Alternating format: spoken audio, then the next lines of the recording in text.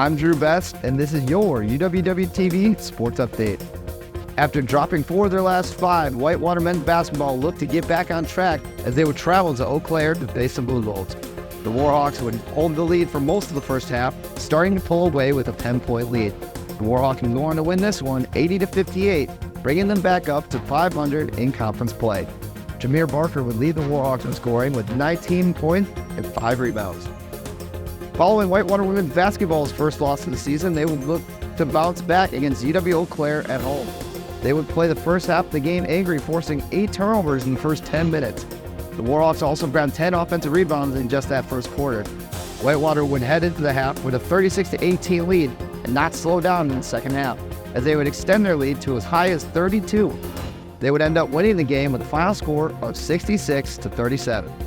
The Warhawks would force Eau Claire to 30 turnovers in this white-sided victory. Leah Grundahl led the way for the Warhawks once again with 16 points, 8 rebounds, and 4 steals. Grundahl has scored at least 14 points in every single game this season. Coming up next week, men's basketball will play 2 must-win games against UW-Oshkosh on Wednesday and UW-Stout at home on Saturday.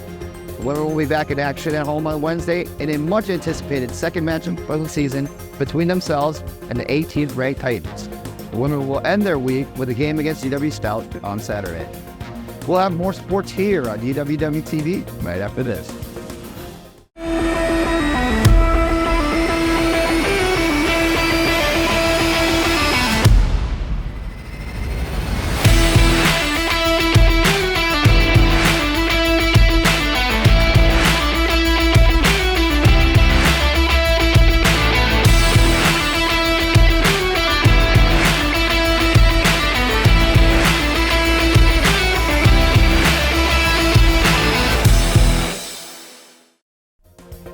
This past weekend, Whitewater Track and Field hosted the Squake Converse at Captain Fieldhouse. The women would take third at the meet and were led by a strong performance from national champion pole vaulter Gracie Holland, who took first for the Warhawks with a height of 3.96 meters, good for second best in Division III this season.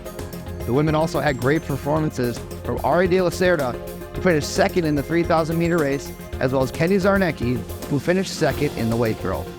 The men's team would take second, led by Shelman Garrett II, who registered a career best 15.41 meters in the triple jump, breaking a decade-old program record by 2 inches and holding the highest mark in Division III this season. He would also take second in the long jump with another career high. Miles Anderson also added a first-place finish and had a career best of his own for the Warhawks in the 60-meter dash.